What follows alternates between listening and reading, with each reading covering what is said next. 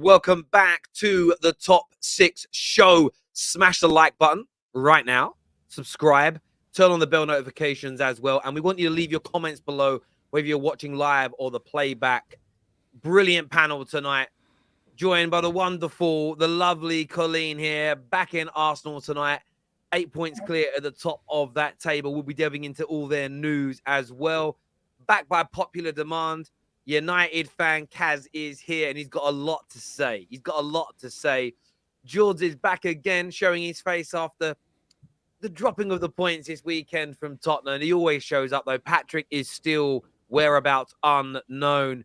JJ's here. I nearly banned him after the Gakpo hijack, but I thought I better face my demons. And it's much better not being in the room with this guy because he's very, very good looking and he makes you feel a little bit inadequate as a man.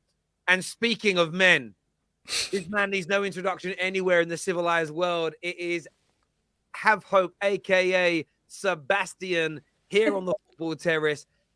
Welcome, one and all. Merry Christmas, if I didn't say so before. Hope you had wonderful times with your family and friends. If you don't celebrate Christmas, I hope you had just a nice break. Enjoyed the hour-long EastEnders and all that jazz. How's everyone doing? Everyone good? Pretty much.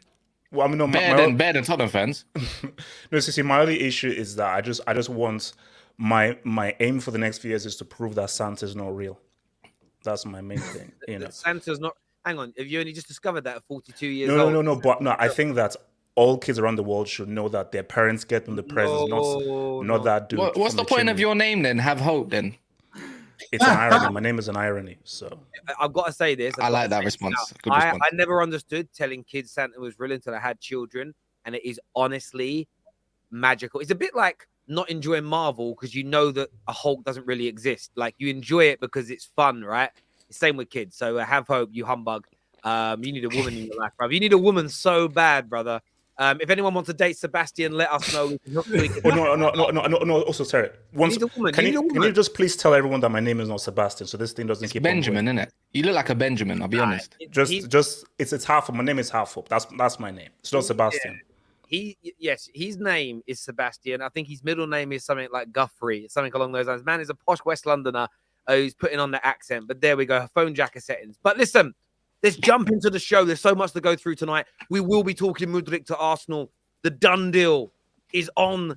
It's on the press. It's there. It's on the edge. It's coming very, very soon. We're going to go into that. We're talking Arsenal top of the league by 8 points over Man City.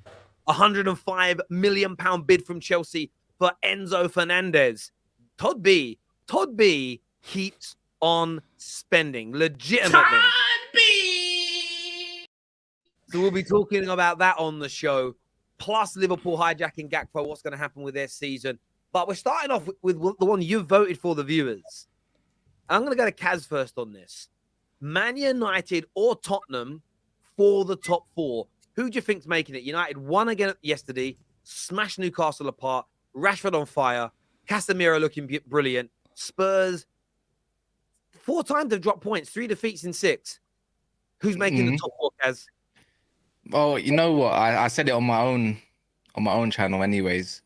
That I declare Man United will get top 4 this season, and Tottenham will continue to crumble. I will keep seeing the Danny's online, the Jords online, the Callums all supporting Spurs, saying with that recent tweet with Fabrizio Romano saying quoted what Conte said about transfers. I'm not really afraid of Tottenham really being around. They're never gonna be around in the future, anyways. Let's face it. And it's not just me trying to be shameless. It's just the truth hurts. Whether you like it or not, you know what your owners are. You're not selling up. You know what your owners are capable of. And you know what Conte's going to want. And if you don't get what he wants, he's just going to walk. And you can't deny what I'm saying here because it's the truth. As I said, the truth hurts. Never been a big club. You never will be a big club. You'll always be that little club that's always trying to follow Arsenal. It's as simple as that. How does that guarantee you top 4, Kaz? Because you lot are not good. Because you're not that good. You're not that good. The other teams that you are scraping results. There's still Newcastle. Yeah, there's still other teams. You're scraping results. Don't give me Chelsea, but what's it called? You're scraping results at the moment, and that's facts. And you know you've been overachieving until this moment. And you know what? The Brentford thing. You always do this thing. You go 2-0 down, come back. I tweet something, and then somehow you go and win. I didn't tweet this time. You drew. You drop points. That's all I need to know. You're dropping points. You're gonna go further and further down the table because your team lacks explosiveness. And in the Prem, you need that. The only person that you got is remotely fast is Son. And he's out of form. So what now, Jords? What now? Kulusevski, I think he's quite fast down the right wing. Takes on, well, for me right now, one of the best right wingers in the Premier League, performance-wise, and the way that he's actually playing. If you watch the way that he carries our attack, yes, at the moment Tottenham aren't playing very good. We are having a bad spell over the past couple months. The team has looked a bit lackluster, and Conte is sometimes struggling to find solutions. But as we all know, the January window is coming up. We aren't expecting massive changes, but we are expecting changes. We are having players come back from injuries, and things are going to get better. I guess that's all we can say. Things are going to get better. Conte is finding the best team, and he does have his set of 11 players that he wants to play. And unfortunately, they're just not available at the moment. The team we drew to, Brentford away, is not a hard game. I think the stat is that since Brentford have been promoted to the Premier League, they've not lost once going 1-0 up into a game. So they are a very good team. They played a good game, and they beat us on the day, but we come back and got the result that we needed to. But Man United aren't the team that we are afraid of. They're not the team that we're battling, quite frankly. You were the easiest 3 points we played all season at home, G. Rashford's you was the easiest 3 points. Rashford's having a great spell of form, and yes, your team is looking good, but let's not forget, this is Nottingham Forest. It's Nottingham Forest, Cass. You went there, you beat them 3-0 good. Yeah, it's Nottingham Forest. Liverpool couldn't beat them either, G, but it's all right. Anyways, look, it's not just Nottingham Forest though. But no, let's go back. Let's go back, Jords. It's not just Nottingham Forest. It's not just Nottingham Forest. Have you beat a top 6 side yet? Again, so we'll get to that. Okay. I mean, we've got a guaranteed 3-pointer right above me in I guess less than a month. So I don't need to worry about beating the top 6 side. You'll see that. Just wait, Jordan. Can I ask just a question to Jordan? Just a real question. Let's deal with the pink porcupine in the room, which is Harry Kane. So you saw your boy miss that penalty. I don't support England, by the way.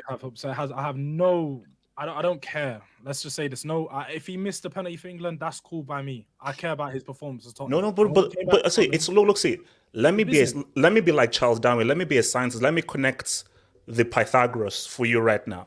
So he misses that over there. Do you think that there's going to be a mental, psychological factor? Because let's be real, that was a huge, massive moment. He bricked it. He screwed up, and he let down an entire nation. It was him solely who let down an entire nation, and he screwed up. And Southgate took the fall, but really he messed up. Yeah. How do you think that could affect it? Because let's be real, I was actually impressed that he actually managed to score. He was playing a bit like a tree trunk, which is what I expect.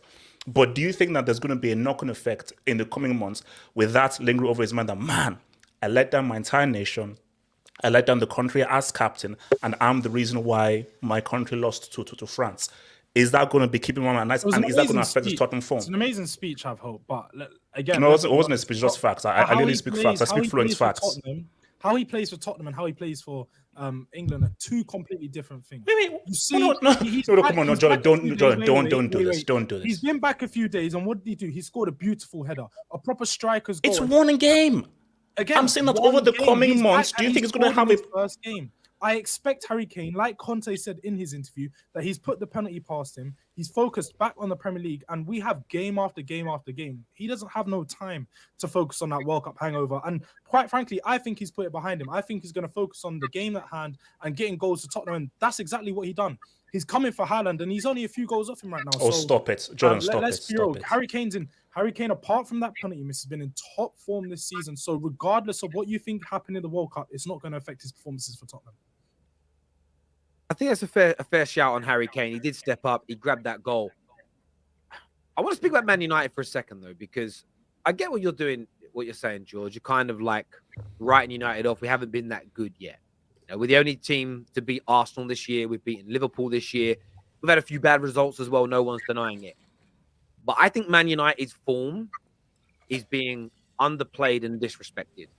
And we saw that yesterday and kind of amalgamated in a tweet. And I want to get Jerry and Colleen's views on this as well. I tweeted saying that I was kind of almost speechless on Casemiro, just another flawless performance, how good he's been, how he's rejuvenated our midfield. And this is how I feel Man United are improving, and it's annoying people.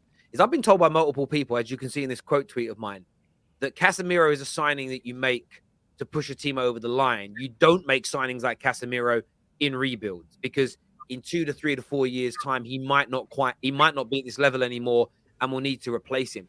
The fact that I'm now seeing rivals attacking the signing of Casemiro, underplaying Rashford's form, ignoring the fact that with our game in hand, if we win that, we go into the top 4 after most people predicted top 8 maximum. Are Man United going under the radar a little bit and being disrespected in this top 4 race? Yeah, 100%. I think. I mean, just very briefly, because I want Jerry and Colin to talk. Like I was even saying to guys yesterday that, see, I've known that Casemiro has been this guy for several years, because anybody who would watch La Liga and so forth, he's a chameleon. He can be a DM, he could be a central midfielder, he can be a creator. Right now, he's arguably one of the, I may say he's probably the best all-round player right now in terms of defending, midfield work, and in the final third. And if United buy very smartly in January, now they've gotten rid of your boy Christina, United can't be ignored, because Ten Hag, he now finally has his team, and they're now actually looking like a team. So I just think that if basically January is going to be critical, if United buy well in January and he really gets guys that actually fits what he's doing, and they don't get any key injuries, especially with what Casemiro is doing and just being that kind of glue in the midfield, people are sleeping on United. They're sleeping. Yeah, Go on, mate. Go on. No, I was going to ask you, like, Have Hope said that. I mean, I want to ask you a direct question about United. Signing Casemiro is now being called a mistake by rivals. How do you see that as a statement from people? Because he might not be this player in 4 years. No, I mean, look, you can do if buts and be like, is it an ideal kind of? Is he a player that's gonna be at United for the next 8 seasons, 9 seasons, like people expect some signs to be? No. I was in the camp, I thought, and I was arguing with Kaz, I didn't think Casemiro would do as well as he has done. I thought there'd be an adaptation period. I didn't think he would be as successful so early on, especially in Ten Hag's kind of early stint as a United manager. But he's been fantastic. Let's not beat around the bush. He's been arguably the best DM in the league. Like, I think, if not the world, there's other leagues. But I think he bamboozled bare people though as well. Like even myself, even pundits, even probably quite a few other than I think Hope. You said you watched him quite a lot. Look, with Casemiro, it's like I did not know he can play make. I did not know he could do all this stuff because Mudryk and Kroos has been doing it all for him, and I think everybody was stunned how he can do everything. Do you get what I mean? It's like even Thomas Partey to a degree in the defense. No one thought he could do DM by himself. He never done it at Atletico, but he played centre mid. The issue is that most people, when it's in the UCL, obviously Kroos and Modric, they'll do it and he'll be a DM. But during La Liga games, Kroos might be injured, Modric might be injured. So Casemiro will now step into that role and actually do their job. Oh wow, he can actually do Kroos and Modric's job when they're not around. So yeah, Jared. Yeah, exactly. But it's just, I mean, no one really would have expected it. And if you're looking at someone to go and kind of stabilize the ship, I don't think you can get a midfielder better. I think it's actually been the perfect signing. It's worked out exactly how Ten Hag would have wanted it to. You were looking at that midfield, there was a gaping hole. United have needed a DM for how long now? How many seasons, Kaz? Since Michael 2015, I'd say. But that's my point. And you finally got the guy. Yes, there will be an issue in 2, 3, 4 seasons. He's in that age now where it might be in 2 seasons, it might be next season where he does fall off a cliff. Like his athleticism might just go completely and he's not going to be the same type of player. And then there's another question to be asked. But you have to look at it for where it is now. And if you can rebuild whilst having a Casemiro there, it makes that job a lot easier in the next two seasons or so. Listen, I agree. I think for me, I've been very complimentary of Arsenal this year, but there are a percentage of Arsenal fans, especially, that were agreeing. The Arsenal fan that made that comment, and many that were agreeing with it. And we've had Gal pull his pants down and do this on the terrace, where it's almost there's one way to do a rebuild, and it's buy youngsters, clear out the older players, and this is the way you've got to do it. If you can get a few Casemiros in along the way that work out for you, you can expedite the rebuild process faster. And that's what I don't understand about that comment. It's almost, I get where they're coming from. In 4 years' time, he may not be this player. But what if in that 4 years we win a League Cup, an FA Cup, Europa League, back in the Champions League regularly and become title contenders? And then all you've got to do is replace that DM with another really good DM and the rest of the team and the squad is built, it almost becomes you've won trophies, you're back to where you want to be, you've grown and developed and learned from him. It isn't the most ideal, and no one's ever going to claim that signing a player at 31 is. But it's weird to me how suddenly probably our most consistent performing player this season outside of Lisandro Martinez is now being ridiculed, and they're trying to turn it into a bad signing. It's just it's an embarrassing attempt at trying to underplay the development of United. I think About to turn 31. About to turn 31. Let's just get that a little bit there. But I think the problem that some people have with it is that if you look just like historically, United have signed their best players whilst being on a rebuild. So you look at your Pogbas, you look at your going back to Falcao's, Di Maria's. United have always been in a rebuild for a long time now, and it hasn't worked out. So when people look at that, they're like, "Oh, Casemiro's not the right player to go and come in." Now, it's worked. This one has worked out. But would you bet on getting another Casemiro in? Would it work as well? Well, do you know what though? This is the thing though, and I've said it for many years. It's never been about the players we have or haven't signed. It's been about the way the Glazers run the club.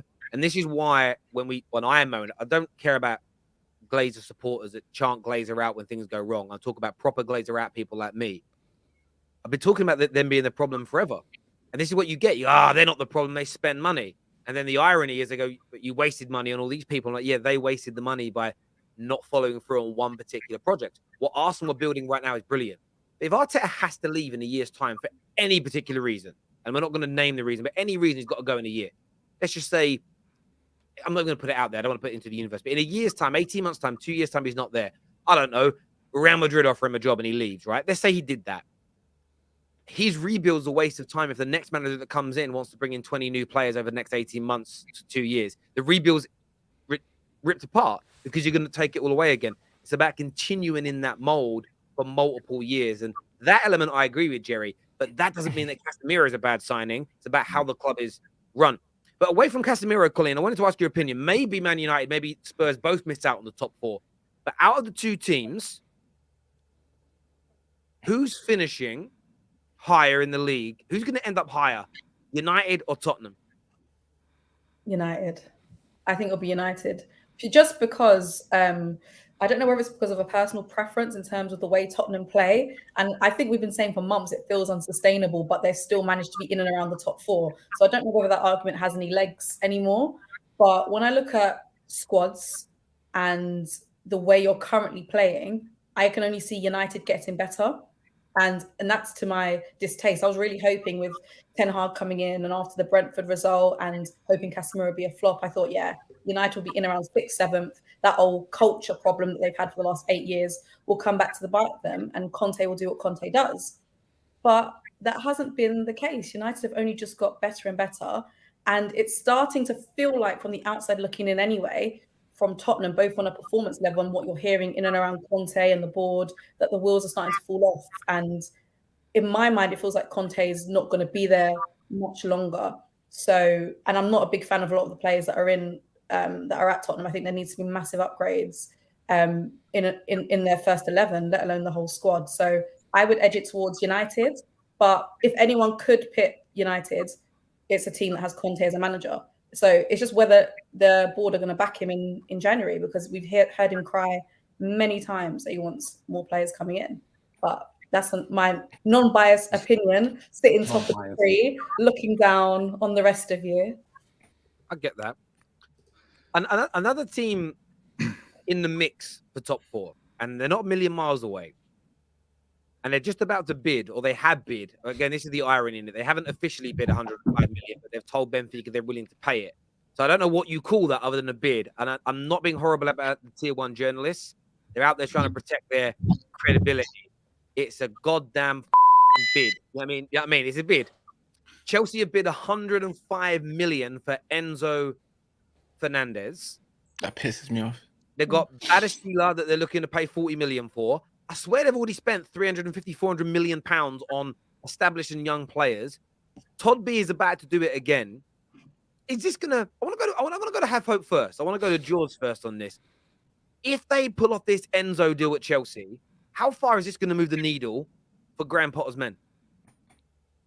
Does that Have Hope or me? I was back. No, you first. Don't go for it, Jordan. Be my guest, man. Do you know what? Yeah.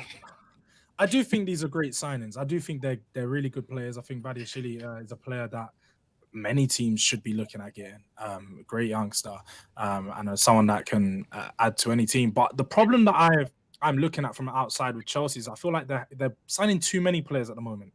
They're going to have, similar to what Man United, I think they're having a big culture shift, and the way they're trying to patch it up is just by signing lots of these good players and hoping that it works out with Graham Potter. Potter hasn't figured out his system. He hasn't figured out what's his first 11. And the fact that you're still signing top players to compete with the players that they already have, it's just going to cause more issues in and around the squad. No one can deny that having this many good players it's never going to be a bad thing. I just think that all of these signings aren't going to work out. And then in the long run, you're just going to be looking at a lot of money spent that they can't recoup. But then again, I don't think Todd B is running a business right now that he's looking to be sustainable. I think he's just looking to flex the cash, spend as much as he can and hope that it works out. But I do think Chelsea are going to have some problems. I do think that they're going to have good games. I do think they're going to have bad games. I just think until the rest of this season, they're not going to find the consistency to push into top 4. But these are some very great building blocks. And if Potter can find his way later on in the season or maybe into next season, he's going to have a great squad of players to work with. So for the future, it's going to be dangerous. But right now, I'm just not so scared. So, Mr. J, that was a nice speech that you gave me. That was an interesting speech that you gave. So, Mr. J, have you watched a film called Seven? Have you heard of that film? Brad Pitt, Morgan Freeman. So, one of the 7 deadly sins is envy. And I think that, look, we don't need to talk about gluttony, sloth, greed. Quality film, amazing. Brad Pitt's crap actor, Morgan Freeman, amazing. Envy. I think that I hear envy in that absolutely nonsense, brainless, useless speech you just put down there. The fact of the matter is this: you're envious, you're scared, you're worried, you're having nightmares because the legitimate UCL winners, the guys who speak Florence Trophy, were back. And come January, we're going to be like a freight train. You know, like in Inception, when that train comes through in Inception, that's what we're going to be. We're going to be like a freaking freight train. And it is what it is. Enzo is a World Cup winner. Who won the Young Player Award at the World Cup? Yeah, Enzo. So, and we could get J Leaks as well, freeing him from that prison in Atletico Madrid. The fact of the matter is this: I don't care how much Chelsea have spent. Todd Boehly has realized, you know what? It's time to say what's up. It's time to bring back that Chelsea. And if we come in with Enzo, João Felix, and other stuff, you're going to be looking at a whole brand new Chelsea, a whole new team. So you saying that's all inconsistent and everything, it's envy. And it's fine. You see, I get it. I understand that you're jealous. I understand that you're scared because you're relying, because you know that Tottenham, you're not buying anybody in January. You know you're not buying anybody in January. And you know that come February match, you'll be 6th and 7th. So it's just that you are afraid of what's going to come. So you're just bringing up all this negativity to offset the reality that when Chelsea are back, you're going to be like, wow, man, I should have spotted Chelsea as a child, man. So you're back with no Reece James. You're very sure of being back this. And they'll just go get another right wing back. They'll just go buy one, though. They'll just go get that Malagusto or something from France. It doesn't mean he's going to perform. I hope, though. Yes. Do signings, are they going to guarantee top 4? Is that what you're saying? Enzo Fernandez coming in guarantees. That gets the freight train going. That guarantees top 4. Jerry, Jerry, guarantee is a harsh word, you know, and I know that this channel likes to clip people and so forth. So let me not fall into the whole Terrace clipping and everything, man. So what I'll say though is tomorrow is a new day, you know. So let's see these signings come through. Let's be happy. Let's revel. Let me put out the video celebrating that Chelsea are still those big dogs and everything. And let's think, let me tell you, Lil Bro is doing well. Lil Bro being Arsenal, they're doing well. And we are happy for Lil Bro doing their thing. But let's Lil Bro have their happiness in the sun, because eventually Lil Bro will come back to 2nd, 3rd, while City win the league. But we're now showing that these are how big clubs roll. Big clubs get the biggest players. And Enzo is one of the biggest players right now. So don't worry about gelling and so forth. Just enjoy Chelsea flexing. And we don't know what the future holds. No one here is Nostradamus. Let's just enjoy that Chelsea are back and Chelsea are showing why they're a big club. Just enjoy it. Colleen, personally, I wouldn't have that. She called you little bro again. She knows they're little bro. She knows. If the question is directed at whether Chelsea, whether these signs can get Chelsea kind of over the edge into the top 4. We're not talking about, just sitting around and enjoying the flex, which we're going to sit around and enjoy. Jerry, have you seen João Felix play? Do you know who João Felix is? Yeah, Do you know who Enzo is? Yeah, but I'm asking you, does that guarantee top 4 then? Or João Felix is overrated. No, Jerry, no. Wait, Jerry, hold on, Jerry. All because you wear glasses, don't think that. I don't think you're trying to be slick. I look better with glasses. Thank you. Now, good. Now, thank you. Better. I wish I'll take my shades off, but I can't. So basically, look, let me take my shades off. I'll take my shades off like that. So, Jerry, okay, thank you. Eye to eye. Jerry, you're not slick. Okay, so all because you look slick doesn't mean that you're slick. You're not slicker than a can of oil. You're trying to make me say guarantee, so I get clipped by Terrace, and I look like a clown when we end up 5th. I'm not trying to do that at all. What I'm trying to say is that what Jords is actually saying is actually coming from a place of logic. He's saying that you in the summer it was the same thing. You had signed Sterling, you had signed Cucurella. It was an amazing. Stop! No! Don't do that, Jared. Don't do that. No! Wait! No! Do you know why you can't do that? Why? Look at the records. I said Sterling has been finished ever since he missed from open play. I didn't green light those signings. Those signings were crap. Didn't you also say that you didn't believe in Potter and so on, right? I was just about to say. You said yeah. that. You said you're not. Wait. Can I answer? Jerry is asking me a question, and I think it's rude that you're actually interjecting into what Jerry is saying. So Jerry, to the same question. So Jerry, sorry before I was really interrupted. I don't care about Sterling and all those clans. I didn't bankroll. You give me Enzo and João Felix, that's a whole different ballgame. Co-signing these ones just to make sure. Just relax. The problem with what you're saying is that, for one, again, as we've all sort of acknowledged, you didn't believe in Potter. So signing 22 and 23-year-olds into a rebuild, into a team that doesn't have a fixed system, a team that's still figuring out their first 11, doesn't necessarily improve you massively and give you the hope that you need to go into top 4. You're still going to have that inconsistency. You're literally doing what Man United have been doing all these past years, just pumping money in, giving good names, good players, good youngsters to a team that doesn't have no system. It doesn't have an identity right now. It lacks a lot of identity. And I disagree. Chelsea, if you actually look more into Chelsea, what they're actually doing is that they're looking into getting the personnel into the back, like actual footballing people and whatnot, into their back room. You get what I mean? Staff. They're actually looking ahead towards doing that. I've seen that plenty online. You just ask Lewis or Matisse or anyone like that. They're not trying to do what Manchester United have done. They have to spend $1 billion into the team before they do anything else, right? That was the clause or something like that. And Enzo Fernandez, even regardless, because that's the whole subject, right? It's Enzo Fernandez. 105 million, he's about 19 years of age. Man United could have gone for 18 million. Another player which we missed out on, just like Julian Alvarez, just like that. They're going to get him. He's going to give them, I'm not going to say he's going to stay there for 10 years. Argentinians or Argentines, I don't know what the correct thing is. They don't stay anywhere for too long until we go back to talking somewhere that where it talks their native language.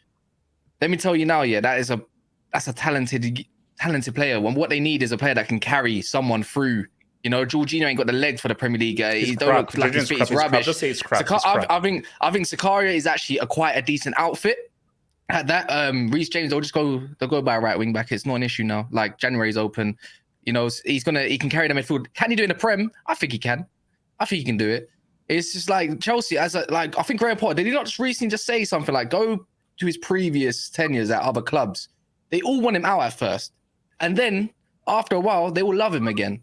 So what you might see is have Hope be one of those people because he's a hypocrite anyways, let's face it. And whoa. He likes to talk Terrace, absolute man. madnesses. Come on, Terrace, you can't allow that, man. Anyways, you can't allow that nonsense, man. What I'm trying to say is I've always believed in Chelsea regardless. That's why I put them second in my predictions back then. And I did. Go check it. I think Terry's got the receipts. I'm not checking anything. I don't believe. Anyways, okay, Terry, you done the previews for before who everyone thinks is going to get the top 4, top 6. I'll put Chelsea in second regardless because I believe in Potter. And I actually think Chelsea are going to have a bounce because Chelsea don't stay bad for too long.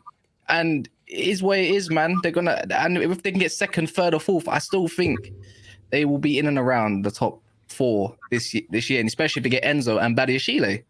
And that's as simple as that. But you do need more, of course, because that attack is dog shit. Do you know what's interesting about it is I agree in part with what George said in terms of Will they make the top 4 this year? I don't know, because there's so many other good teams fighting out for it. And we are going to talk Newcastle a little bit later on the show as well.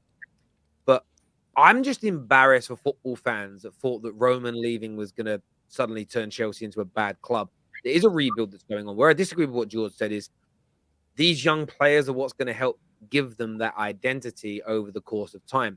Graham Potter has been told again during the World Cup break that we're looking at years with you, not weeks or months. Doesn't matter. The results matter now, but we're going to stand our ground. And they haven't quite used these words, but they are going to look at the Arteta situation at Arsenal and realize when you back the manager in his system over insubordinate players or people that are down in tools or a bad run of form, look what you can produce. And the Premier League is littered with that. Like, stick with someone. You know, if think what would have happened to Burnley if the first time they got relegated over a decade ago, they got rid of Sean Dyche. How many times they got back up again because they stuck with someone that could get the best out of a club that was spending the amount of money they were willing to spend at that time. And they'll do the same now with Vincent Kompany, as long as they're doing very, very well in that league as well. And they'll stay with him until he's ready to move on because they understand the requirement for stability. And the stability is also, when you look at Brighton, yes, they've changed managers a few times, but that's typically because they've either got to the end of their time or they've been poached by somebody else, but they maintain a level of consistency. And that is what Chelsea are trying to build. Chelsea scare the living daylights out of me with their approach because they're spending more than Roman did, but they are building something substantial. They've got new technical directors in. They don't have a sporting director per se, but there's a team of people now around Todd Bowley that are going to help him run that football club. And these guys have got a great pedigree. Have worked at brilliant clubs before. And yes, Graham Potter's a little bit wet behind the ears. He hasn't managed at this level, but I get the sense and feeling they're going to back him and they're going to build something for him. So I still am having Chelsea finish outside the top 4 this season. But by the time next year comes around, they're going to spend more money. They're going to invest more. They're going to go to another level. And anyone that thought that Chelsea were done when Roman had to sell, I think it was, I always thought then, and I still think the same thing now, it was a crazy notion to have because they've got a massive fan base, growing commerciality, and no one spends, 3-4 billion on a football club and then just lets it dwindle. They're not going to do that. It's different from when the Glazers bought Man United or Hitz and Gillette bought Liverpool, where you could buy it relatively cheap for a few hundred million. You could buy it for a few hundred million, and you could buy it with leveraged debt, where basically the football club was paying a loan back for you buying the club. These owners now have to buy it with their own money and investors' money, and at some point they're going to want that money and a profit back. The only way you grow the profitability is by keeping the club successful. So they're going to run it well. And that notion, again, the financial experts have told us this, but every single football fan wants to ignore it for the sake of banter, or I'm not going to talk nicely about a rival. Don't. When Liverpool get their new owners, when Man United get their new owners, you're going to see exactly the same thing. No one's parting with 4, 5, 6 billion pounds of their own cash and then just going to let it dwindle. These billionaires are billionaires for a reason. They're billionaires for a reason. And look, Chelsea are moving mad out here. But what signing Enzo's going to be? This kid is legit. He's brilliant. He's expensive, but it's not done yet. It's not done yet. So let's not tempt fate, man. If you sign him for that amount of money, it will move the needle. It will definitely move that needle. 110%. 110% in my opinion. We've got some super chats to do here. First one said, Roman cleared our debts to FFP, can't touch us. This is true. LL is the most deluded fan. Arsenal have a bigger trophy cabinet. They spend 250 million and have a dead squad. Plus, Baldy thinks Neymar is coming. Yeah, lil bro. My name is Jordan. It's actually not that funny, Jordan, so don't do that. My name is HH, and you're still lil bro, and you'll always be lil bro. Did someone say that Liverpool were going to finish above Arsenal? Did someone say that? I didn't say that. I just joke. Didn't say that. I said Arsenal definitely not winning the league, but I said okay. They're not. Okay. Have hope represents bold people in a world of hair. I mean, us guys with hair, do you know what I mean? I don't know what it feels like to be bald, bro. Do you know what I'm saying? Bald people are always the smartest people, so. Elon Musk. They got magic powers, 100%. Got magic powers. Well, look at Pep and Eric Ten Hag and the rest of it, man. They're all bald. Yeah, Steve Jobs, I swear he was bald as well. They're all bald, man. Sebastian, it's all good. I'll link you up with my dude. I'll link you up, my dude. No. I'm happy bald. Relax. No, I don't want hair. Keep your hair. I'm happy bald, man. By the way, people don't realize what Have Hope actually stands for. His name's Sebastian. It actually stands for His Majesty Sebastian. That's what he's a very posh West Londoner. That's what it stands for. My name is not Sebastian. It's a joke that Terrace made years ago. Please. All right. His Highness, sorry, not His Majesty. His Highness Sebastian is what it stands for. Viewers, make sure you're hitting like and share buttons. Make sure you're subscribing to the Football Terrace. Question for you all: are Newcastle being underrated? Yes. What are you saying, Colleen? I haven't heard from you in a while. What are you saying? Are Newcastle being underrated? I think. Well, I mean, it depends. I've not heard anyone's. I don't know what's everyone's opinions because in my mind they're finishing in the top 4. Nah.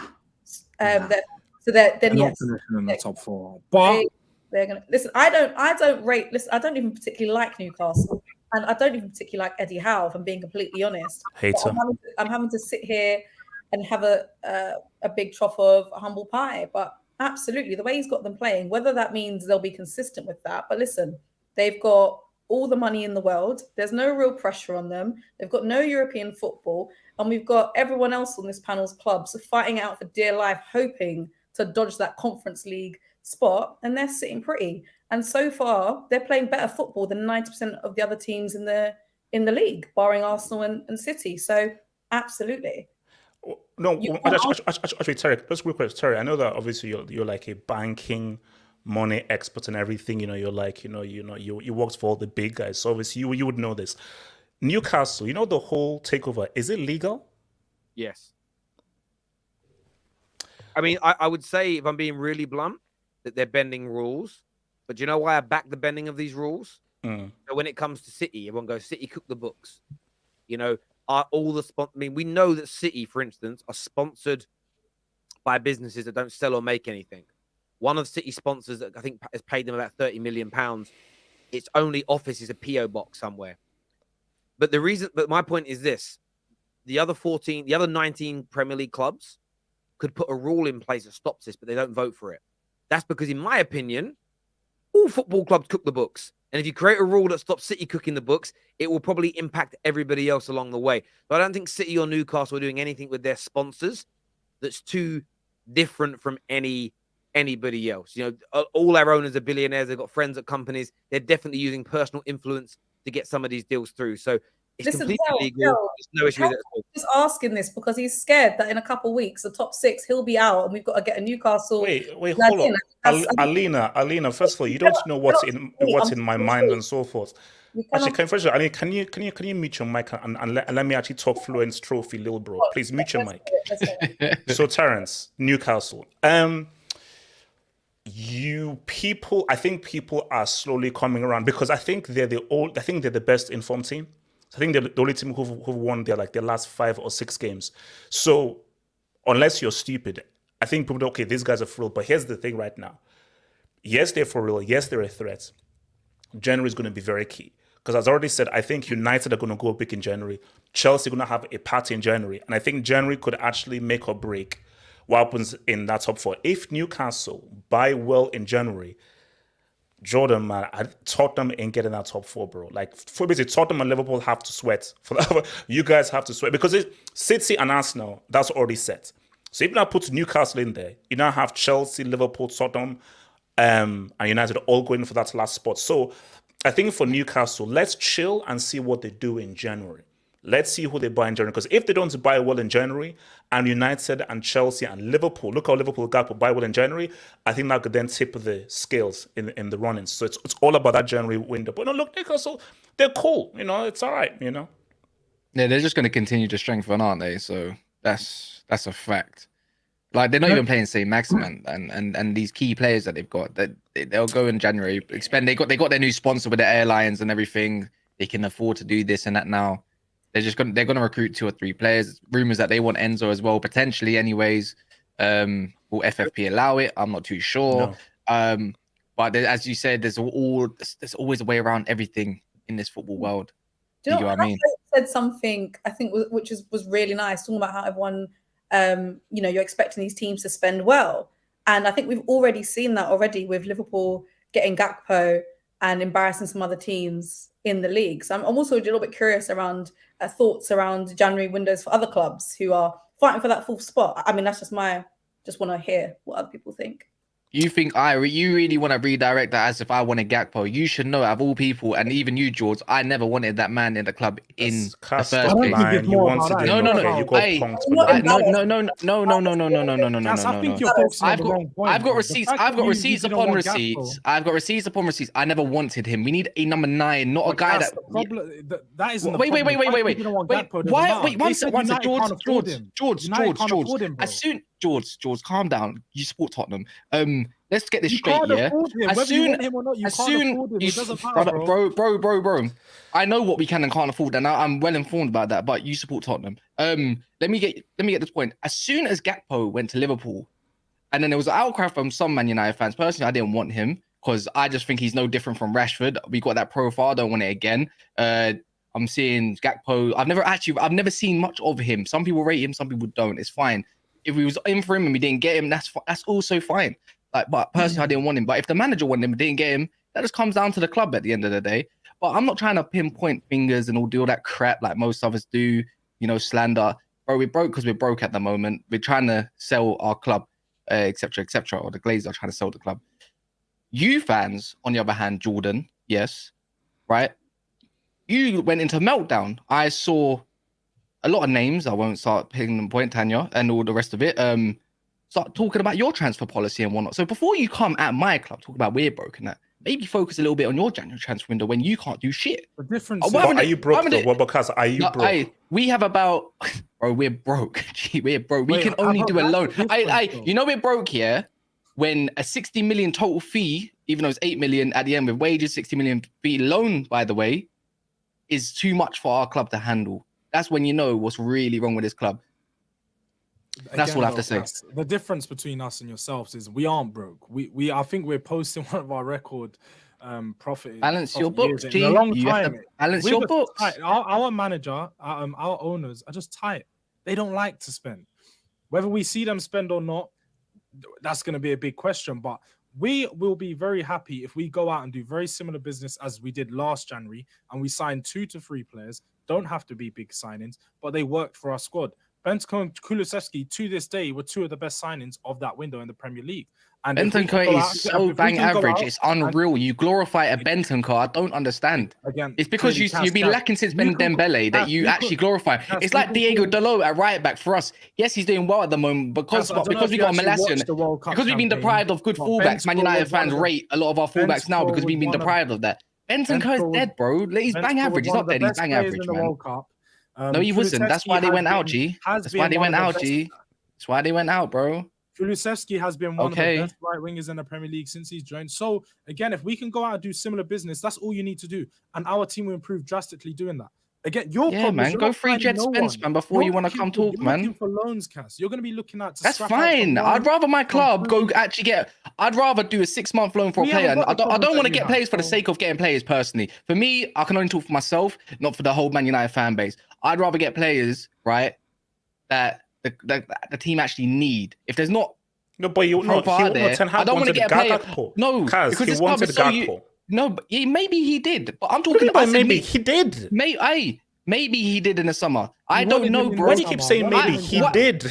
I'm talking for me, not for Ten Hag. Caz, forget you. We don't care about at the moment. He wanted him. 1 second, fam. It's heated right now. Care about I said personally for me, I'd rather go get players. I'd rather go get players that I don't want to get players for the sake of getting players.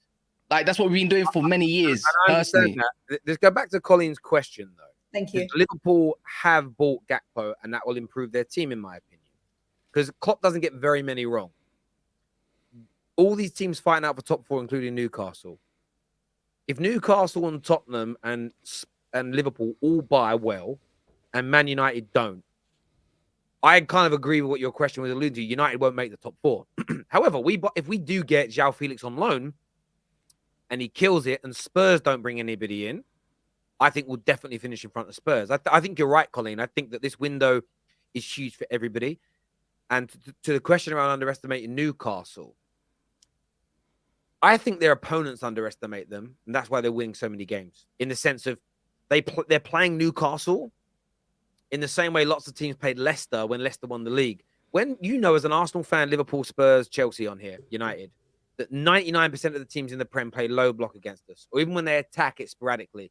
When I see Newcastle play, everybody's open. There's so much space in behind. Where it could go wrong for Newcastle in terms of top four is if teams do start sitting back, if teams do play more low block, do they have the ability to break them down like the traditional top six, as it were, do? That's where it's going to be hard for them. But they are being underestimated, and it's kind of weird because people write really weird comments. Someone said, like, I'm underestimating them. Can I even name their starting 11? Well, they obviously rotate like most people. We know a lot of their starting 11. Pope in goal. We know Trippier at right back. Obviously Botman and Byrne at the back. Bruno Guimaraes in the middle. Joe Linton's in that team on a regular basis. I know Wood started the other day, but normally it's Callum Wilson. Almiron's having a brilliant. Almiron's amazing. Longstaff's playing. And I've done that by looking straight at the camera. To act like I don't understand what Newcastle were doing is a mad question. Like, you've just twisted Bubba. You've absolutely. I hope your wife isn't watching because she may leave after how much you just embarrassed yourself there, my friend. Your wife may leave you tonight after that one, my friend. You know what I mean? Weird comment. They're under, but yeah, listen, I think you're right, Colleen. I think that everyone who's in this top four race needs to improve in January. And Man United are putting out the message right now, we're broke. Personally, I disagree with it. I'm sick and tired of top Reds supporting the Glazers. I'm sick and tired of Man United fans buying what the media says about we had it all wrapped up for Gakpo, but just didn't bid because we thought it was too much money. Bollocks. We were in for him. Liverpool came in, we got rejected. The same as Julian Alvarez last January, and the same as Darwin Núñez in the summer. Now, some of these deals, with hindsight, you'll go, I'm glad we missed out. Now, I would say most United fans are probably happy at this moment that we didn't drop 70, 80 million on Darwin Núñez. But I'm frustrated that our manager has lost out on his target, because I'm a bit like you, Kaz. I was on the fence personally with Gakpo, but I want our manager to get his targets. And the fact that we're now deliberating over this João Felix thing, we're saving £20 million by letting Ronaldo leave. And now we're arguing over 16 million. The maths don't add up. No, for financial experts, the stories don't match the financial trail. If you know what's mad as well, Terry? Who said Felix even chooses us? Who says Felix even chooses us? That's another thing. You know what I mean? That's the other side. That's the thing with Liverpool. And I said this in Doha when we spoke about Gakpo. I said, if Liverpool gets serious, he'll pick them. If we go for João Felix today, he'll be interested in United. But then if Arsenal come around and say, no, we'll match it, or Chelsea come around and say, no, we'll match it, he's picking them over us because I believe we're behind them because we've been in a 10-year rebuild. And Man United fans got to wake up and smell the coffee. You've got I don't care that we're trying to sell the club. Someone said to me the other day, there's no point being Glazer out anymore. They're selling. I'm like, there is. Why is the sale taking so long? Because they want 6 or 7 billion for a club worth 4. Fans can still do their part. Why are they selling? Oh, because the money's running out. And I'm like, and you guys told me I was crazy for saying that we shouldn't pull money away from them.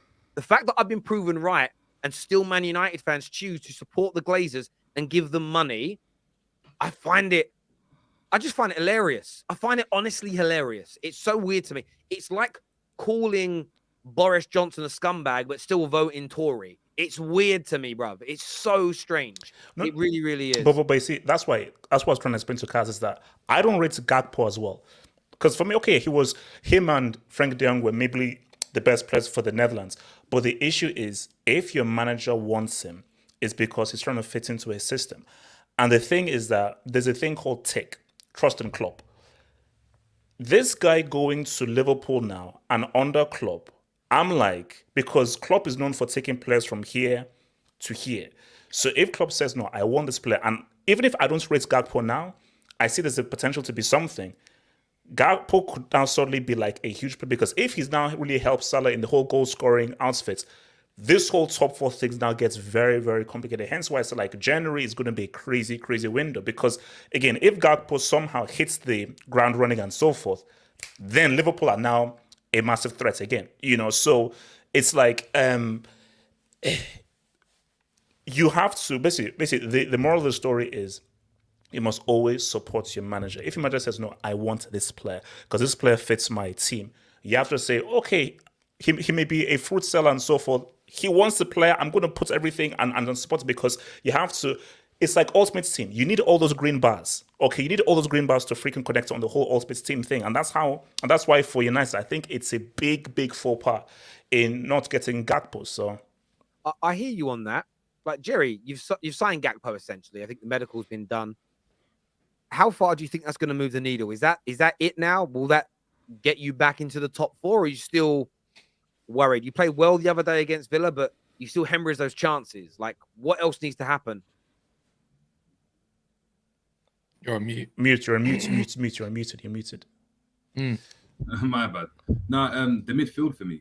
Like, yeah, Gakpo's as a neutral football fan, you love it when forwards come to your club, right? It's exciting. They're the ones that get the goals. If they pop off, if they bang, it's wow. Do you know what I mean? You've got a star in the making.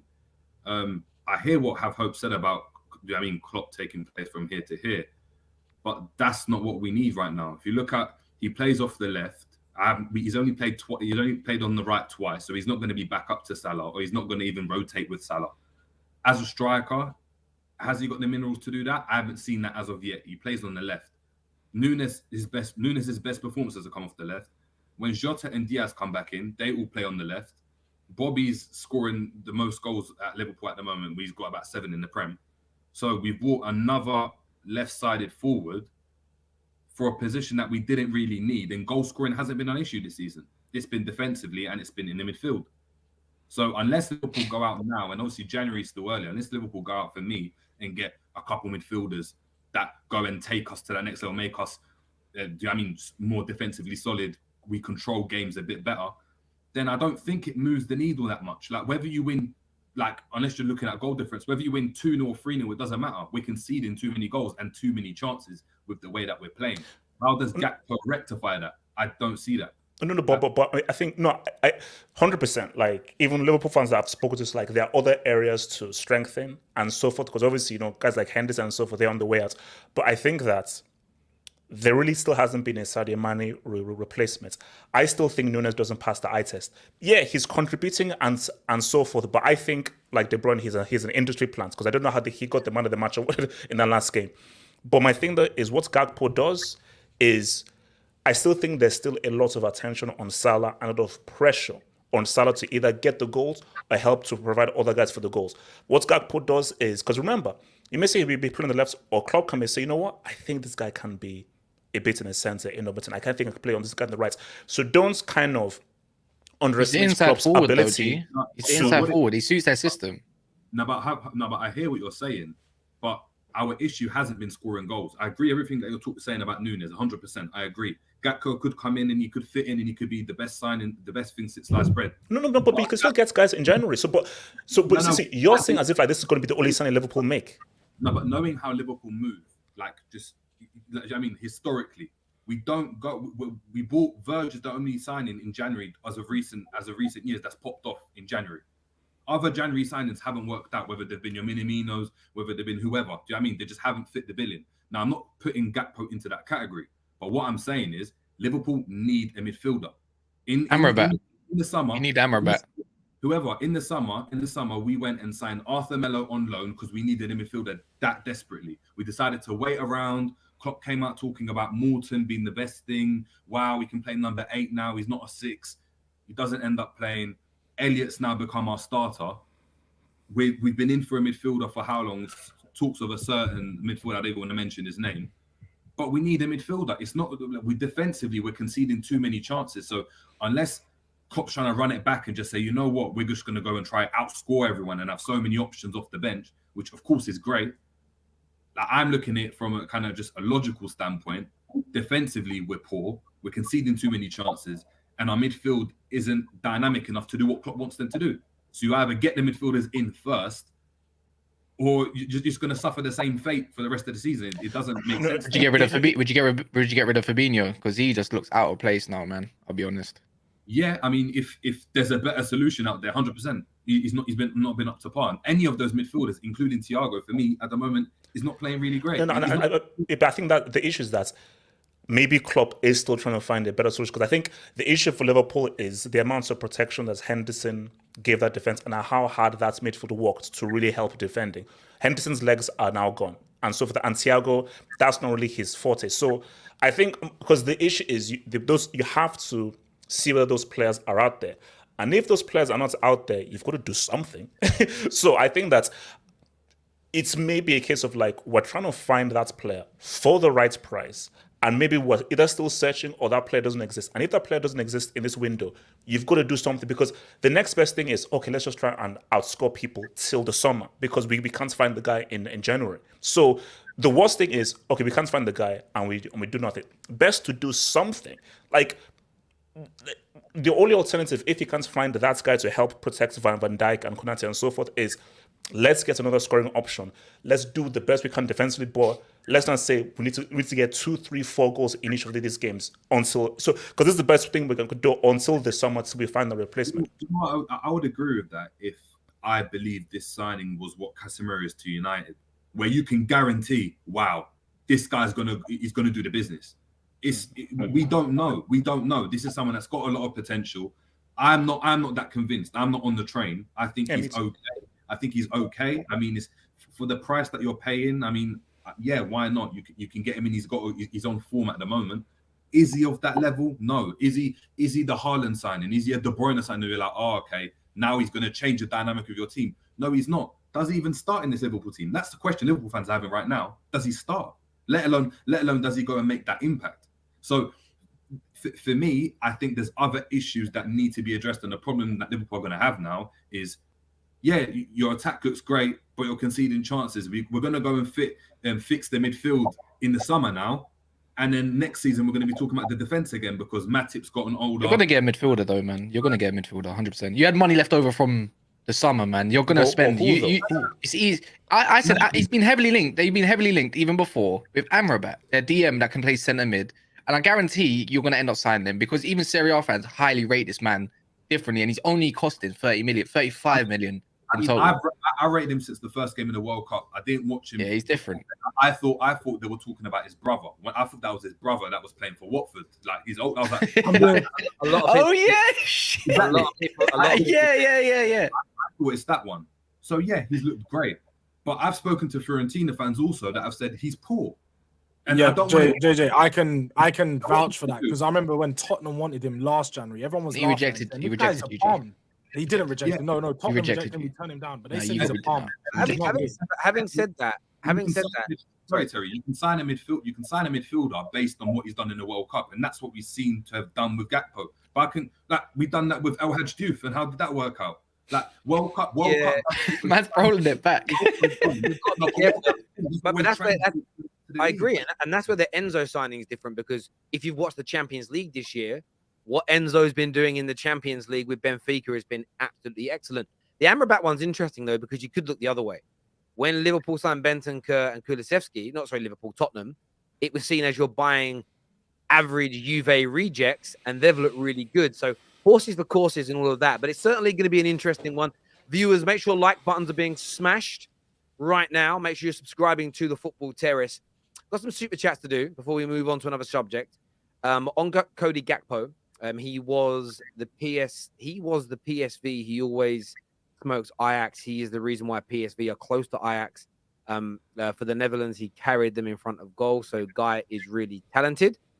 He also goes on to say here that HH is right. His name is not Sebastian. He is Harold Melvin Williams III, and he is not from England. He is from Beverly Hills, is what Honest has got to say.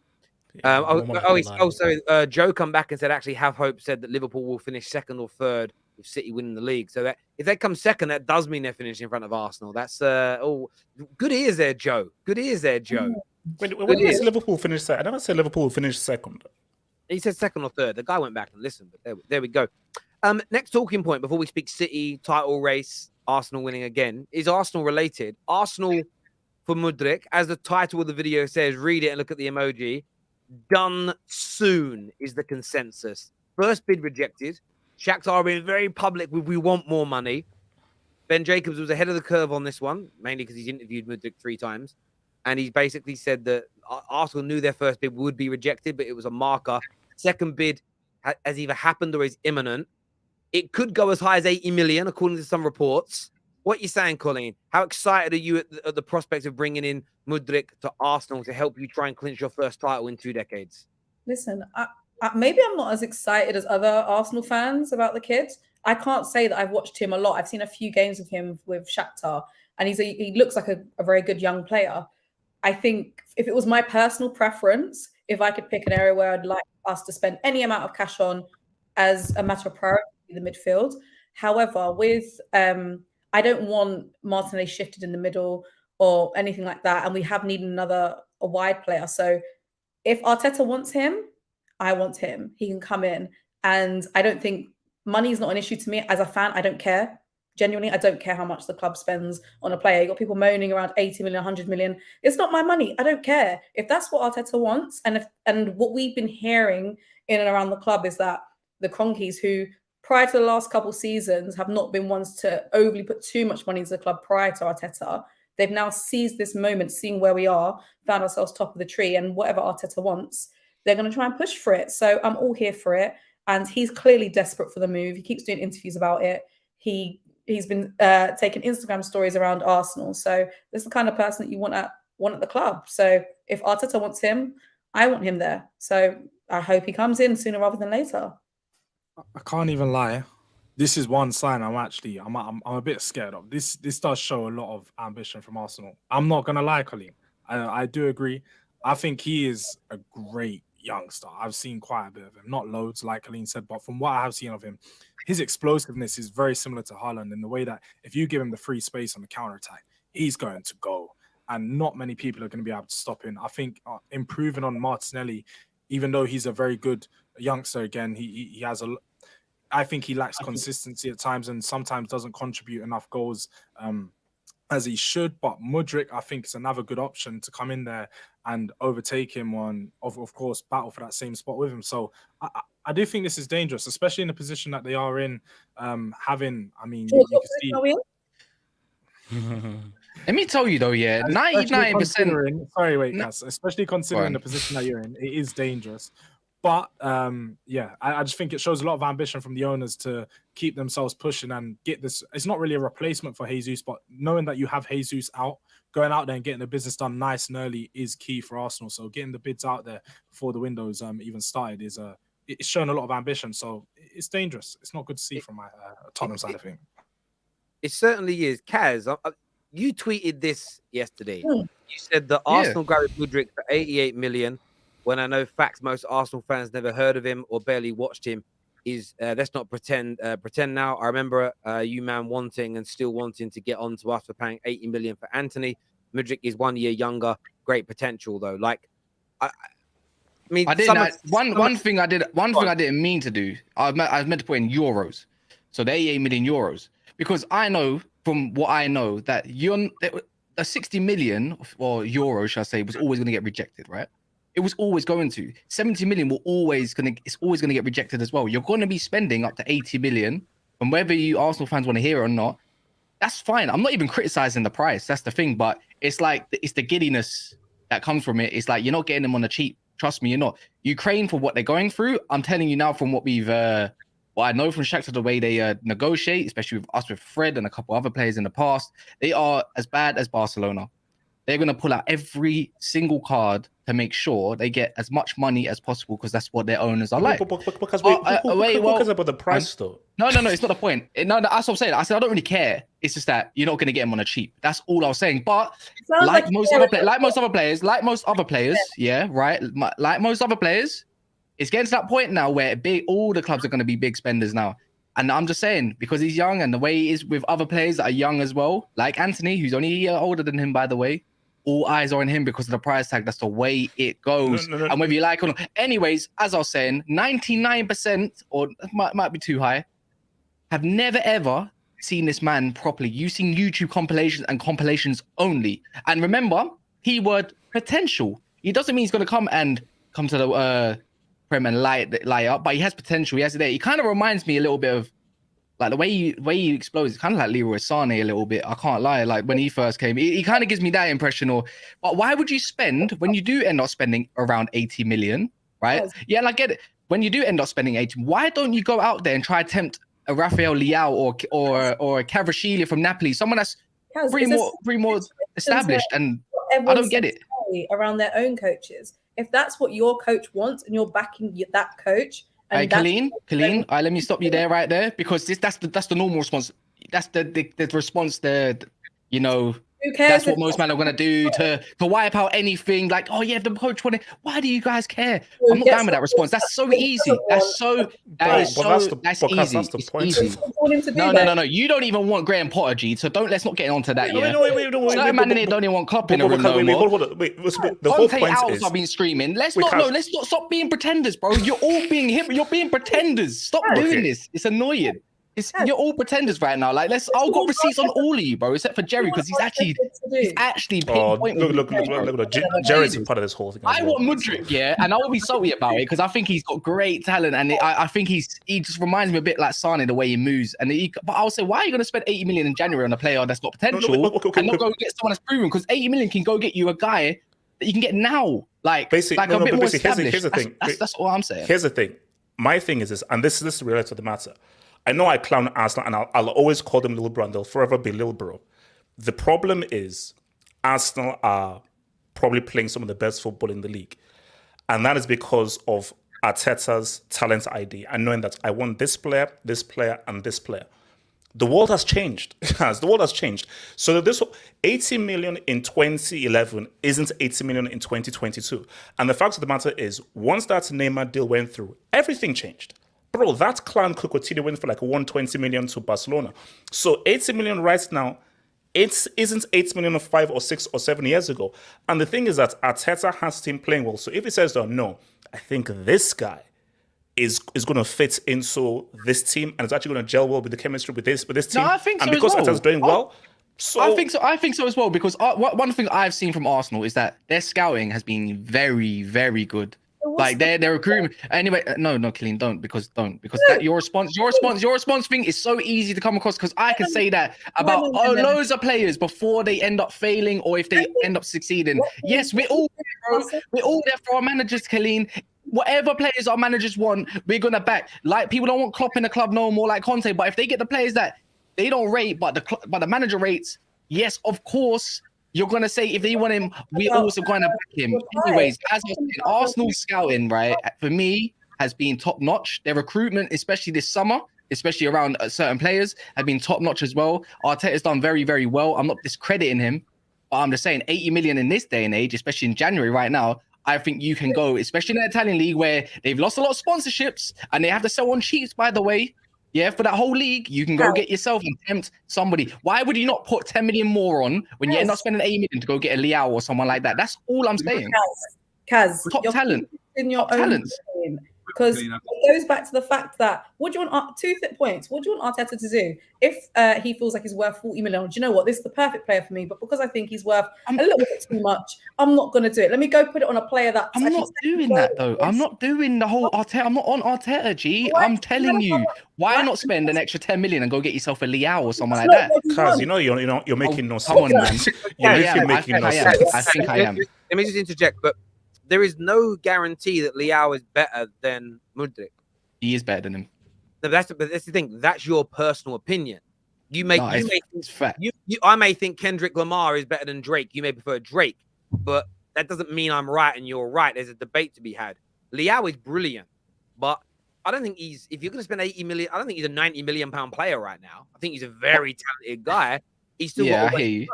Equally, like Man United did overpay for Anthony, but this is why Arsenal were paying more than they would probably want to.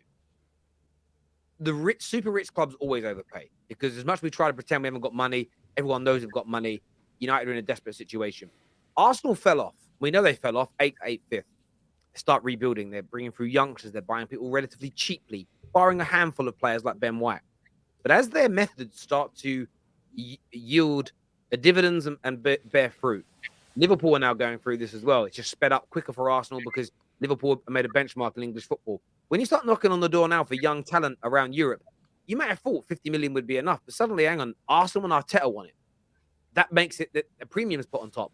Liverpool aren't picking up players for dirt cheap anymore. They ain't getting no Mo Salah for 27 million because when Liverpool knock on your door and go, we want your 22-year-old attacker, It's hang on a minute. I know Gakpo's gone cheap. That's a little different because PSV are in a financial mess, and still 37 million rising to nearly 50 is still a considerable amount of money. But the point is, you're always going to pay a premium, and Mudryk's been looked at by a number of clubs. This guy is very good. 18 goal contributions in 18 games this year. I think he has 3 goals in the Champions League and 2 chances created. So the guy's delivering at that level for a much worse team than Rafael Leao is in, as an example. For me, I think Arsenal signing a real talent. Is he going to deliver in the Prem? Only time will tell. Only time will tell. But he's got time on his side. He's got one of the best managers in the world for developing youngsters in 2022-23. I'm not talking ever. I'm just talking in this moment in time. I think it's a tremendous piece of business. It was a player they wanted in the summer. They're not panicking because of the Gabriel Jesus injury and going elsewhere. And for me, legitimately, I think this is another good bit of business from them. But I've been looking at their business for years. I remember saying Tommy Asu was a good signing. And most Arsenal fans said, I'm an idiot. He ain't going to be very good. I said Ben White would be a good signing. Just something about the players they signed, slightly understated, slightly left the field, some of them. Even going for Gabriel Jesus, that was laughed at.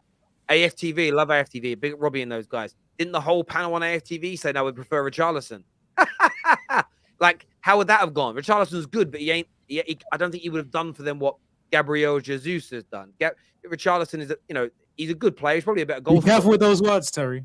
No, but he wouldn't have done. He doesn't do what Gabriel. A very good World Cup campaign. And stop it, man. He flopped against Croatia. So wait. But the whole point is, I'm calling out hypocrites, and that's all I'm saying. And that is the whole point. Mudryk, yeah, he's a fantastic. I'm not denying it. I'm not denying anything. To say Mudryk, how is your opinion is your opinion, Terry, but Mudryk is not better than Leao. But that's your opinion, isn't it? But one won the Serie A, one's in the Ukrainian league, and he could be better than Leao in the future. That's your opinion. It's not the point. The point is, I think if Arsenal could spend, if they want to spend that much, they could spend a little bit more.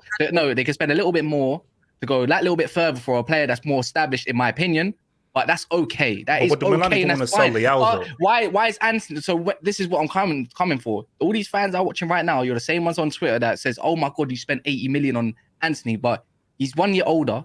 But the same people that are on here want to call me out for the way I talk. If for the way I talk bothers you, then fuck off. It's as simple as that. But it's just like, another point is, you're gonna come for Anthony at the same price, but when you end up spending the same. When we come for him, I pause, by the way, when we end up coming for Mudryk at the same price, I want the same energy. That's all I'm asking for. The same respect. The same respect. Nah. Same respect. No. You're seeing it through rose-tinted glasses, because the reason why people look at United when it comes to big money spends is because that's fine. Post Alex Ferguson, I don't think you've had a signing that has maintained the same level or got better for a consistent period of time, and consistently for like 2 years or more. That's why when people look at United spending 80 million and those kind of prices on players, there's a skepticism being like, okay, are the club run properly? Because we've never seen that. Now with Arsenal, in the Arteta era, most signings that we've got from Arteta have been winners so far. The only one there's a question mark so far is Vieira. So that's that, really. Yeah, and when I say F off, by the way, it's only to the people that are mocking because I'm from a certain background, right? And I'm from a certain area, so I talk the way I talk. It doesn't rattle me. I see the way you are talking in the comments. All them guys specifically. You're loved, Kaz. No, it's not you. It's not. No. There's respect, but then sometimes there's going over the mark, and that's a screaming soul racism. Do you know what I mean? Like, not on me in particular, but in a certain demographic. Let's just call it. I'm just a real person.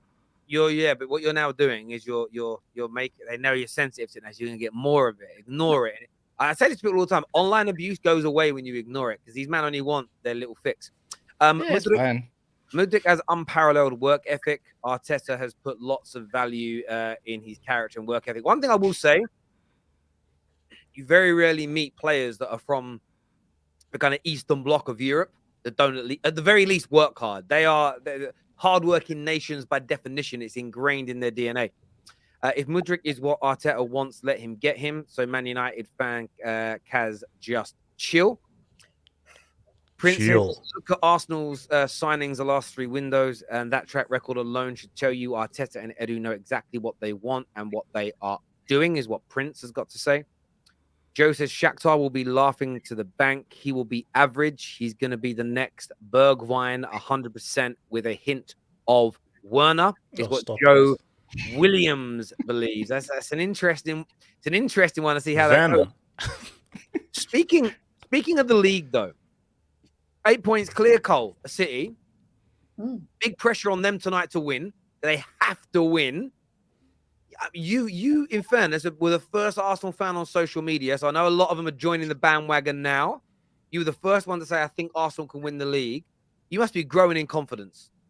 Absolutely. I mean, I was always back in Arsenal. I mean, to be honest with you, when I said it was more tongue in cheek, but I said it and I was like, I'm sticking with it because what's anyone going to do? Who cares? It's my opinion. And I'm just so proud of the boys, if I'm being completely honest with you. And it feels like, I don't want it to come across as that we're coming across with like a lower mentality when I say that. It's just because no one would have predicted this. This shouldn't have been the course that we're on. And I'm so glad that we are. With that being said, City are winning tonight. Let's not get into any delusions because they lost to Brentford. Leeds, I always think of Leeds. I always go back when they used to be in the Premier League. Leeds is a tough place to go to. Not now. City are winning there. And to be honest with you, I kind of want City to keep winning. I think it'll be a nice test for Arsenal, our mentality, and see how long we can keep going, especially if it comes down to a win or 2 wins when we still got to play Man City twice. But I'm so proud of the boys, and I hope we can continue this. And I've already said many times, I've saved you all a spot in N5 come May for the parade. So you're all welcome. Don't worry. Wait, no, okay, but also, does anyone here really believe Arsenal can actually win the league? Like, realistically speaking, Terry, put your hand down. You don't believe it. Terry, you put your hand down. You don't believe it. Do you know what They can. Only 2 teams ever in English football history have not won the league from this point. It's their best points total in the history of their football club after 15 games. And people keep talking about what's going to happen to Arsenal when they get an injury. They've had Zinchenko missing. They've missed Partey for games. They had their first game without Jesus, and they're still on record points. City have had barely any injuries, and they're sitting 8 points behind them right now. For me, Arsenal can win the league, and I'm predicting them to do it. Look, if Arsenal win the league, I mean, I'll be shocked. If they do. It's just that, realistically speaking, of course, anything is possible. They can win the league. Chelsea can still win the league. Mathematically, anything can still happen. But I just think that if we're being real, Haaland is like, this clown is on 18 goals. Like, so I just feel that we just look at the past experience of what City have done, the amount of points that they've accumulated, and just how consistent they've been in the league. And I know what you're saying, Terry, in terms of history of how many people have amassed this points by this point and have gone on to win the league. I just think that City are just a whole new breed. And I just think that City know that we can get to 97, 98. Can Arsenal really be on that crazy consistency that we know that City can be? I just don't think that they can. I'm amazed that they're even in this position now. But I'm just not sure whether Lil Bro can hang with City, man, personally. And let's be quite honest also, that Thursday, Sunday football is coming back. And not even just Thursday, Sunday. We've got the thick and fast games because of the World Cup. What was it the before? The World Cup has completely messed up the whole schedule. So going into that February, March period, when you guys are going to be playing Europa League, it's going to get tough. Were we not playing that schedule's going to get games before? Was the schedule's not a bit tight? Again, Colleen, the schedule's going to be tougher going in later on into the season. We all know that. We know that the schedule gets tighter in February, March. We know that players get tired in February, March. And we know that Arsenal fall off later in the season, as they always do.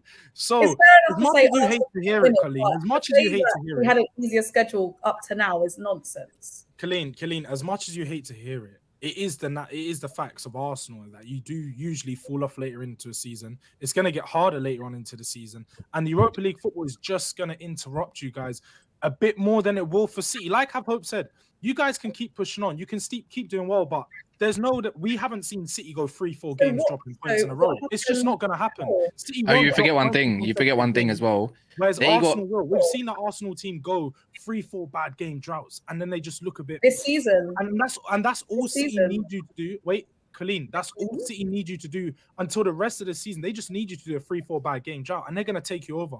And once you do slip up that one time, it's over. So for me, it's just waiting for that slip, and City are just going to keep pushing on. Was I asleep during October when everyone was playing a game like almost every 3 days? Was I asleep during that period? It's different. You're right, the pressure will get higher. The pressure will get Colleen's higher. right though. No, you can't keep praising. No, you can't keep praising Arteta and then not put the same They respect done about this next in the last next 3 season, months. Cass. This is The why I person, do this, you know, because the last best season, person to They really done a ask. 10-game win streak. They done like Well, an 11 but game win streak or something. that's what. Yeah, but And, when you and, talking and it about was last in season, January and December. It was in last January and season, December. you know, last season you talk season. about. Yeah, that's Yes, last season. last season. That's last season, bro. That's fine. The person to Again. really ask about the way Cass, City you are, have to there's take only one last person season. in here. There's only one person here that can really tell us about that, and that's Jerry, because his team's been playing second fiddle for a minute, and that's that. You can't deny what Arsenal are doing. They went 1-0 down, yeah, against West Ham, and they came back and won 3-1. That's happened a couple times now. Aston Villa, the rest of it, and this is at the Emirates. They're playing different. You can't deny. Look, I don't want to say it, but Arsenal are just different this year, and it's as easy as that. And yeah, I hear I fed very much. They will get tired, but that's the whole point of January. That's why they're going to get a couple players and whatnot. But yeah, no, you're right though, Jules. You're not saying no. You're not saying for me. For me, you're not saying no. I'm not comparing Tottenham. We're comparing City and Arsenal. City don't go 3 to 4 It's City games is the issue. It's City. They just don't do it. Yeah, but City, the only We're currently 8 points behind us. That Manchester City.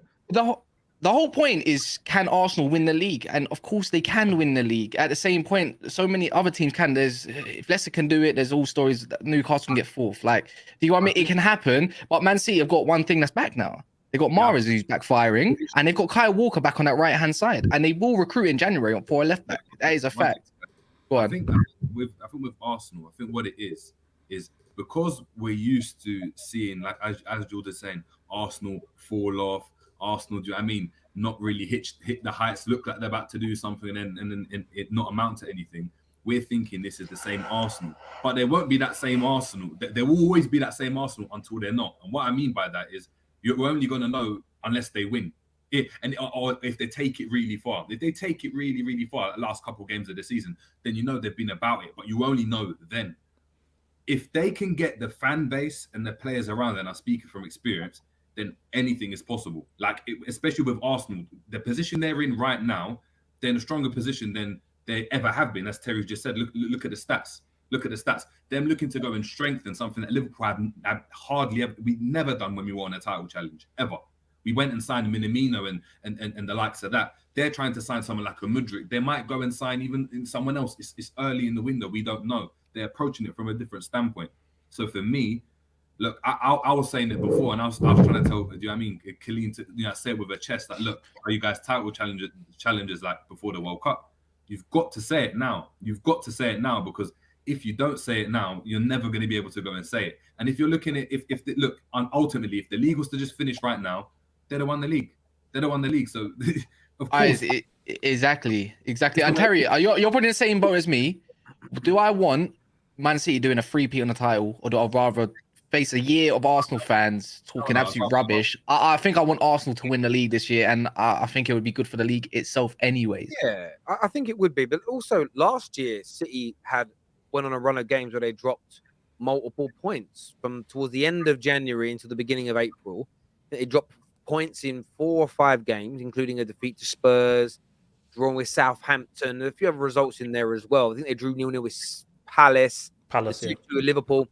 The difference was Liverpool were behind them, and they couldn't quite catch them.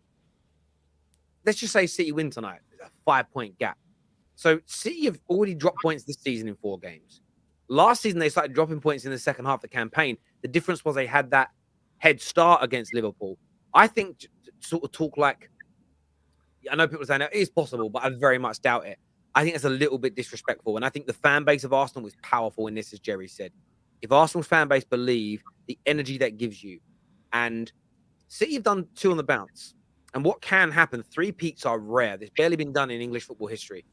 And it's rare because there's an element of, if they end up 8 points, but say City do a madness and beat them, and it isn't impossible. I know what Colleen's doing, by the way, the whole, no way they're winning. Oh my God, they didn't win.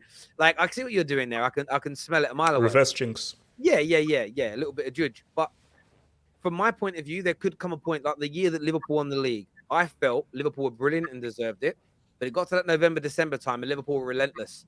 And I feel like City almost as a team were like, oh, there's a 5-6 point gap. Have we got the energy to keep fighting after winning it 2 years on the bounce? There's an element of letting go, recouping, and coming back next year. And Conor McGregor speaks about this in fighting. Conor McGregor gets called a quitter a lot. But McGregor addressed this in a podcast he was on. He basically said when he knows he's going to lose, He said, rather than fight on for another round or two and take damage that takes months to get over, or not tap out and have your arm broken and be out for a year, he went, I just get out of there, recoup, retrain, and come back. And up until breaking his leg against Dustin Poirier, everyone that's accepted a rematch against him, he's beaten, right? Or, you know, and he's willing to do that. That doesn't mean he's the greatest of all time. But the example I'm giving is sometimes teams are like, we could fight tooth and nail for the rest of this campaign and lose anyway. Let's kind of play hard in other tournaments, keep ourselves in the Champions League and go again next year, because football is like that. But I think Arsenal got a massive chance. They're my favourites for a lot of reasons. I want to go to some super chats here. First one says, people keep saying that Arsenal haven't proven this and that, which is fair, but sometimes change happens in football and records get broken. Look at City before the infamous 2012 season. Eduardo here says, imagine a Spurs fan talking to me about collapsing. You have to be in a position to win in order to collapse. I like how Baldy solely thinks Haaland is going to be all the difference for City, whilst underestimating how Arsenal has 4 players with 10 plus GA combined. That's what you have, hope, Baldy. No, I don't think Equal to Baldy, not me.